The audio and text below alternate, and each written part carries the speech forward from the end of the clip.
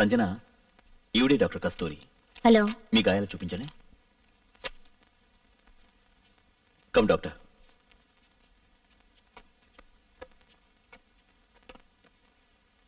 Feel comfortable.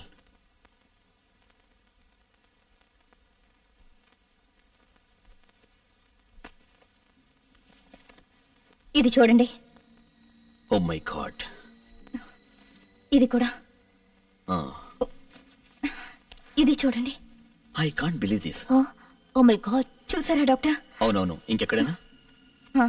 ఇంకా చూపిస్తాను.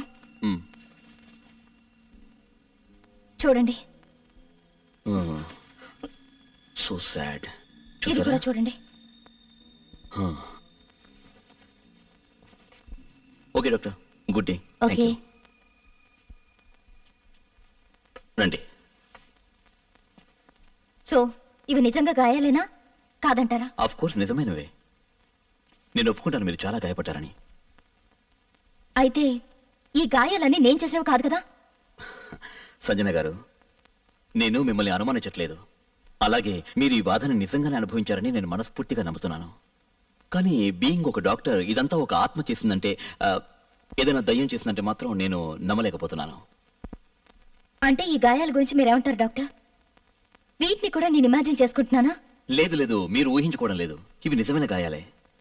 అదే నేను మీకు స్ప్లిట్ పర్సనాలిటీ గురించి చెప్పాను కదా, అది ఊరికే అనలేదు. నేను అటువంటి కేసెస్ చూశాను, చదివాను. ఇలాంటి వ్యక్తులు తమని తాముగానే లేదా వేరే ఎవరైనా కానీ అనుకోకుండా గాయపరుస్తారు. కానీ వాళ్ళకి అదంతా అసలు గుర్తుండదు, ఏమీ తెలీదు. రియల్లీ. మీరు ఏం చెప్పదలుచుకున్నారు డాక్టర్? నేనే గాయపరుచుకుంటున్నానా? మీరు కేవలం గాయాల గురించే మాట్లాడుతున్నారు సంజన. కొందరైతే ఏకంగా ప్రాణాలు తీసుకుంటారు. సూసైడ్ అంటే ఏంటో తెలుసా? తమను తామే హర్ట్ చేసుకుంటున్నారు కదా. ఐ మీన్ చాలా మంది సూసైడ్ చేసుకుంటున్నారు.